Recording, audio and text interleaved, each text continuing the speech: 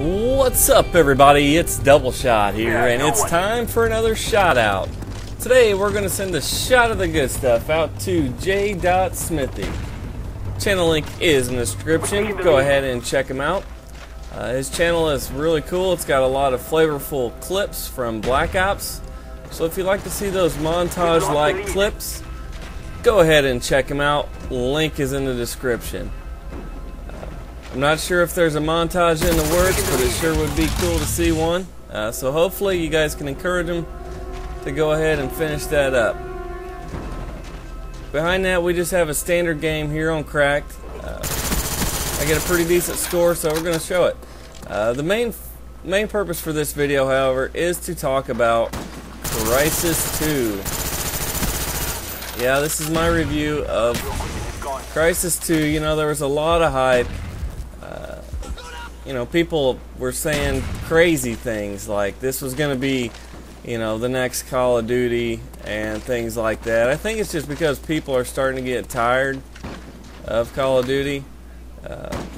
Because pretty much if you play Call of Duty 4 or World at War when there's no hackers, or Modern Warfare 2, you can pretty much enjoy Call of Duty to its fullest. They've made changes with this game, but not a lot. But for all those people out there that thought Crysis 2 was the answer, in my opinion, it was not. I don't think it's a bad game, but you have, like, I'll compare them to, you know, the ratings you see in magazines and things like that. Like, you have games that get 9, 9.5, and, you know, deserve that, like Gears of War, Forza, Call of Duty, and those are kind of like the must-have games of the year. And then you have games that get like, you know, the 8.5s and stuff like that, and those are still really awesome games. They just maybe don't have as high of a fan base, or they have got some issues. And then you have the games that are like 7s. And in my opinion, these are the games that, you know, sometimes I have a lot of fun with. You know, particularly if I like the subject matter, you know, or if the games make you feel like a badass. I know Bulletstorm didn't get the best review on the magazines and everything, but I thought that was one of the most fun games of all time. That's a good example. A lot of times the James Bond games get rated really low. But I enjoy the games just because I'm a James Bond fan. Like Quantum of Solace was an excellent game. It was awesome for a shooter game. Even the multiplayer, everything was cool about that game.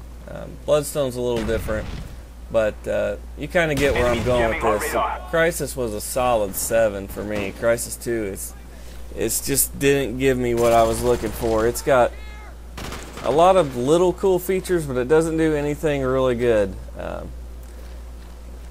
If you guys don't know, it's basically like, you know, Aliens kind of things, but they're, you know, and they're coming here to, you know, take over the world kind of thing. The whole epic story, right? But the way the story's told is just not cool. It doesn't ever make you feel like you're saving the world until the end of the game. Like the very last mission actually makes you feel like you should feel the entire game. If you play any of the Gears of War games, it's the same thing, right? You have the locusts, and you're trying to exterminate the aliens off the deal. They're going to take over the world if you fail. It's high stakes, high reward type of thing. They do a really epic job of telling the story. It makes you feel important. And Crysis 2 just does not do that. Another thing I have issues with are the mechanics. The stealth mode is cool, the invisibility stuff is pretty cool, but you can pretty much walk through the levels as long as you know where to stop and recharge your invisibility, and you never have to kill anybody. And you might say, well, you just mentioned James Bond, you know, you should like stealthy and good games like that where you kind of sneak around. And I do. But this one was to the point where you could walk almost up to the guy without touching him, and he would never ever see you. You know, there's not a whole lot of tactics to it. I know there were a lot of points in the game where there are tactical options. You have a visor, kind of like ODST from Halo. And there you go, time to ring the pain. Sorry, the ADHD kicking in. I do love the chopper gunner. I don't think I do very much with it this time around, but still fun nonetheless. But anyway, you have like tactical options. You can really kind of get into the game. The gunplay is really fun. I did like that. It takes a lot of bullets to kill, so you can't really feel like you're just totally beasting through. And a lot of times you run out of ammo, so you have to kind of know where the ammo crates are as you're going through the game. But I didn't dig the invisibility. I like the kind of armor boost thing. That was cool. But to be honest, you never really needed it.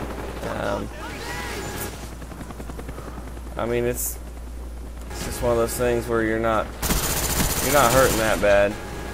If you get in a major scrape, sometimes it'll help you survive until you know you can get through. But that was basically my gripes with the whole thing. But the gameplay is pretty good. It's kind of clunky, but not too bad. You can run through it and really feel like you're Rambo or whatever of the future. The actual story part of it does one of the things that I really don't like, where it just skips around all the time. But this one's not so bad as like Black Ops or something like that, because it keeps the story going. It just every so often gives you some filler. But it's a solid 7. It's an okay buy, but I wouldn't spend a lot of money on it. Crisis 2, it was okay. Again, this is a shout out to JdotSmithy. Channel links in the description. Go and check him out. Cheers, bro.